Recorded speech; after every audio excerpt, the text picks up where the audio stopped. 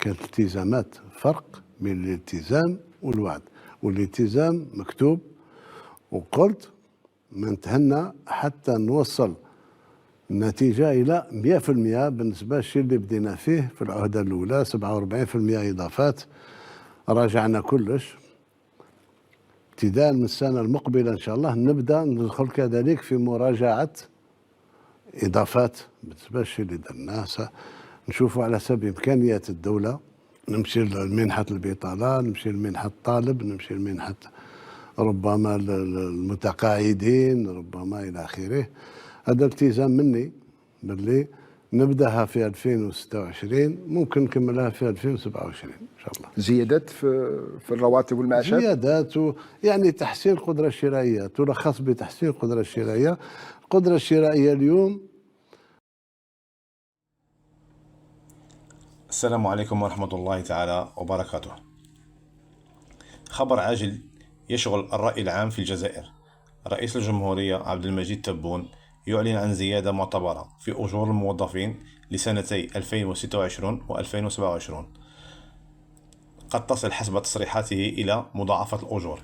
فما تفاصيل هذا القرار وما انعكاساته على القدرة الشرائية للمواطنين والاقتصاد الوطني؟ تابعوا معنا هذا الفيديو.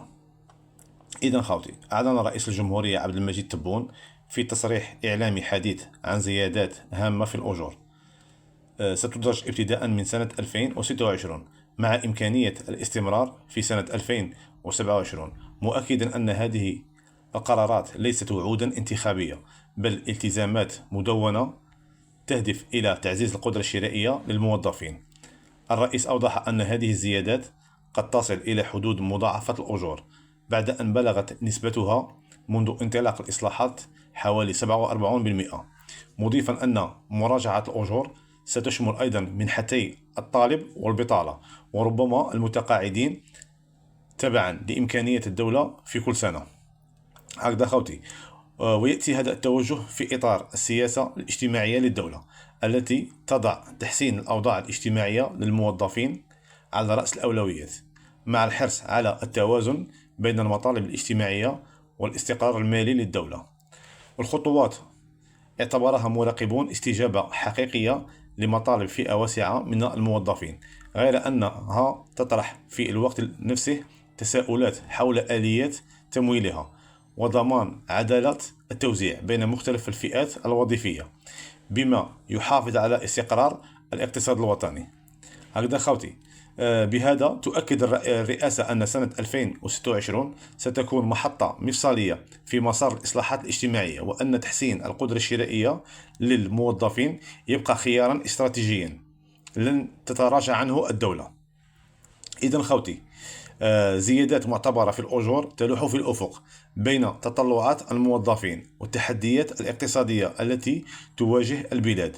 شاركونا آراءكم في التعليقات. هل ترون أن هذه الزيادات ستحسن فعلا من القدرة الشرائية للمواطن الجزائري؟